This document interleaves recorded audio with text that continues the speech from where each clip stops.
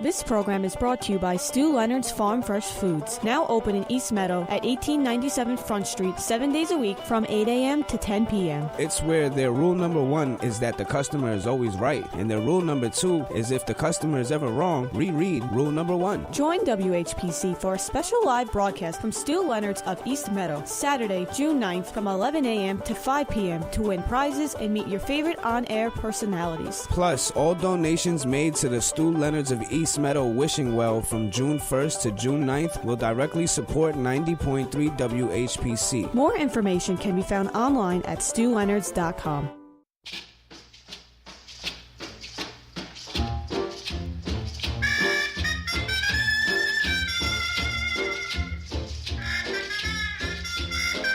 If you ever go down Trinidad, they make you feel so very glad. Calypso sing and make up rhyme, guarantee you one real good fine time. Drinking rum and Coca-Cola, go down Point Cumana. Welcome to another edition of From the Press Box, right here on 90.3 WHPC, the voice of Nassau Community College. And we're here every Monday, 9 a.m. to 10 a.m. talking sports. I am Rob Leonard. Joining me, of course, is my brother and award-winning sports writer, Tim Leonard. You there, brother? How you doing? There he is. And we've got a lot of things to talk about, as we always do every Monday. If you like to see us on Facebook, please do. Go to my page, my Rob Leonard page, and it's there on Facebook. And also, later on, this show will be a podcast on Spreaker and iTunes. So lots of things going on. And, of course, don't forget to go to nccradio.org for all the great programming. Find out about all the great programming here at WHPC. Let's talk Yankees. I have to talk Yankees. I don't want to talk Yankees, but we sort of have to. We have to talk Yankees. Come on. They are the best team in baseball right now. And forevermore. Well, I don't know about that, Tim. Let's see. This is the problem with Yankee fans. They turn into arrogant Yankee fans very quickly. Well, brother, when you've gone 21-4 in your last 25 games, that's a nice hearty 840 winning percentage. I agree. That's hearty. I agree. So they've been doing very well. It's not like the Mets, which, they've won 3 in a row. Hey, the Mets got a sweep. And they're playing Miami the next couple of days. It could be a big winning streak coming up, even without your boy Yoenis Cespedes. Yeah. But the Yankees got, 21-4 since the beginning? 21-4 since they were 9-9, since you were trying to crush them. And saying their season was done. I never said that. While you were saying the Mets were going to the World Series. I never said that. I don't think I said did. that. No, I think I said the Mets are doing very well, and you should be happy for them. You did. We'll pull up the tapes. I like making fun of Yankee fans. That's always a fun thing to do. Because Yankee fans, like I said, their arrogance just Yankee fans are realistic can't people. be measured. They're realistic people. They are not. Many of them. Then they start talking about, well, we need a good backup second baseman. That's what's wrong with that? I'm not just saying. After they have a good second baseman already. By the way, the Mets wish they had by the way, Robinson Cano. Last week we were talking about how he hurt his wrist or something. Yes, he's out 80 games. 80 games because of PEDs. PED. I wasn't sure what they call it in the official term. Technically, they don't have a substance that he was banned for, but he was found to have been using a diuretic, which is the common way to mask steroid use. Really? Yes, because it flushes out the system. Well, it just makes you go to the bathroom. Well, no, but players will use that to, like I said, flush the bad stuff out of their system. So when Major League Baseball finds an elevated level of a diuretic, then the assumption is that the player has taken something that they shouldn't have taken. Now, Cano did not deny it. So that's the other thing. He didn't deny, and then he claimed that it was something that his doctor gave him in the Dominican or whatever. And it's like, then this is when you get into the whole any excuse I can make sort of situation, which it's kind of pathetic because, I agree. why is Robinson Cano doing this? He doesn't have to. Great talent. There's no reason for him to be doing this. But B, the other issue there is the connection with Alex Rodriguez and Melky Cabrera, both obviously former Yankees, but also both who have been suspended for PED use. Right. So the three of them were as tight can be on the Yankees when they were all three playing there. But it makes you wonder, how long has this been going on with Cano? I don't know.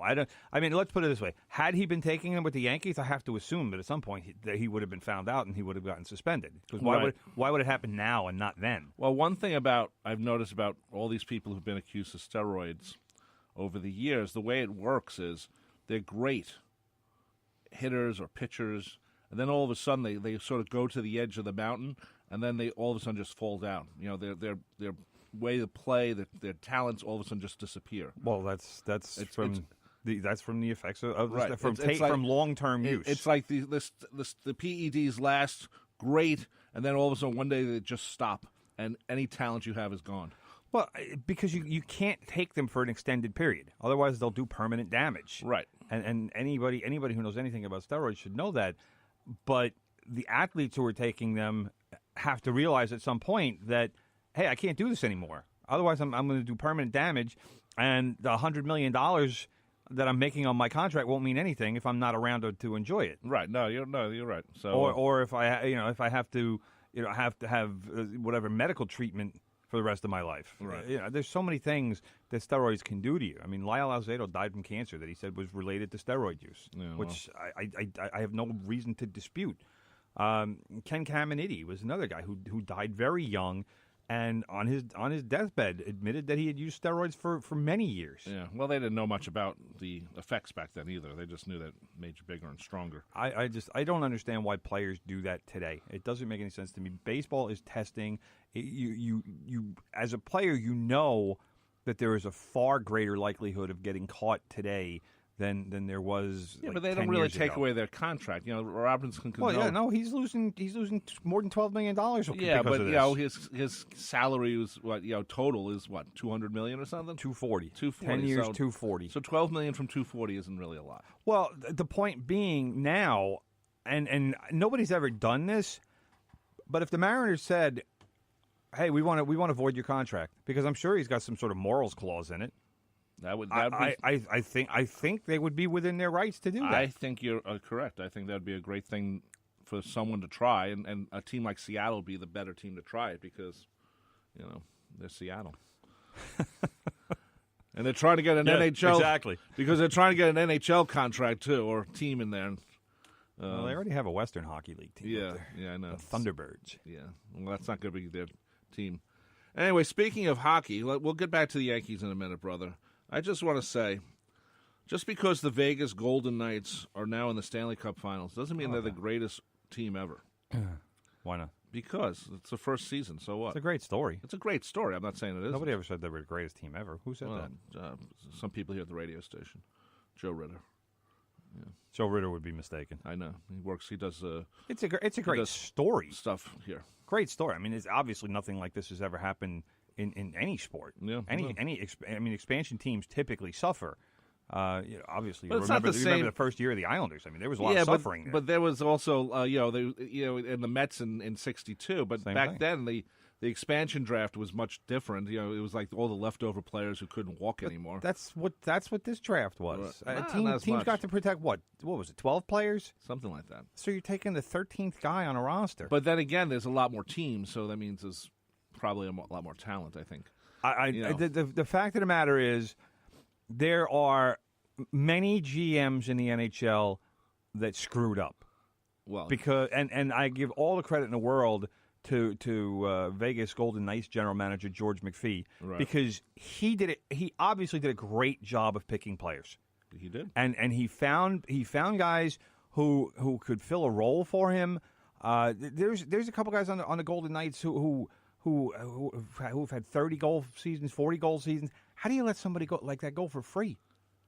And how have you not evaluated that player enough to say, hey, you know what, this kid's got a future?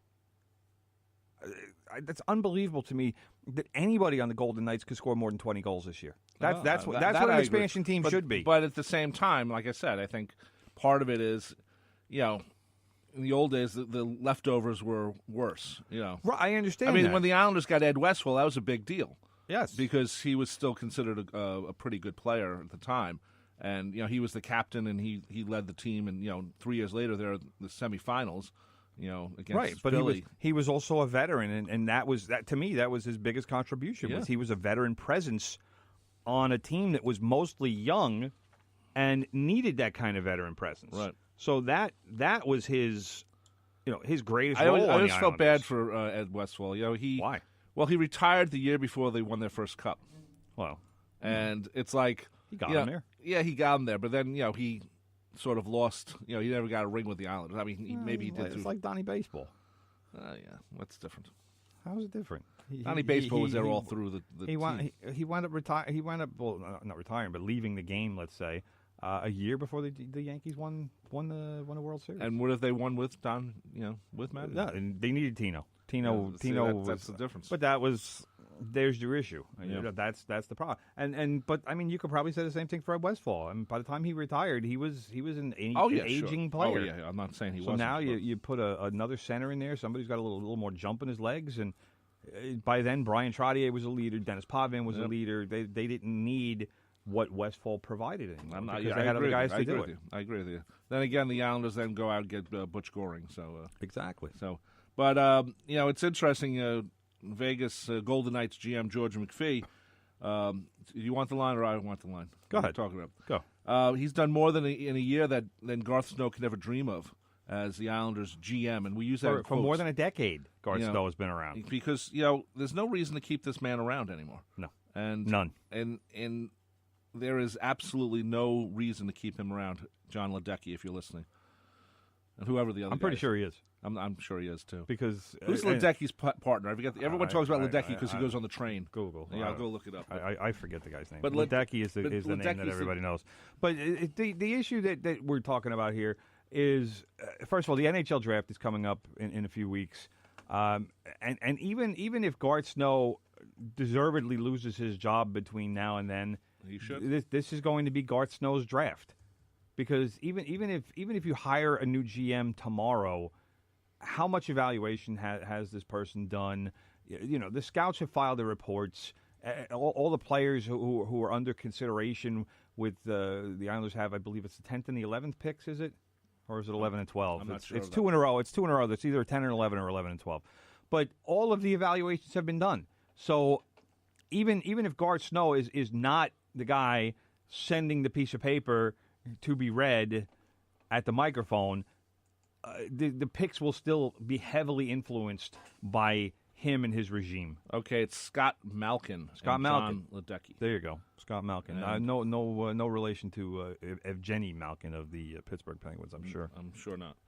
So anyway, they're the ones, and they walked into a good thing actually. They're getting a new arena. Yeah, with Belmont. Of course, they walked into a good thing. Charles Wong wanted the Coliseum redone. Maybe he should have thought of Belmont or somewhere else. Charles Wong did not have vision, unfortunately. No, he did have vision. I wish he had. No, he didn't have vision because he allowed Garth Snow to continue in a job that he was ill-equipped for. That's true. But he did have a vision of what the Lighthouse Project was supposed to be. If you ever saw it, it was a beautiful. The problem was it wasn't going to happen in the middle of Nassau County. That was the problem. Well, I understand that, and let's face it, any project like that can happen anywhere.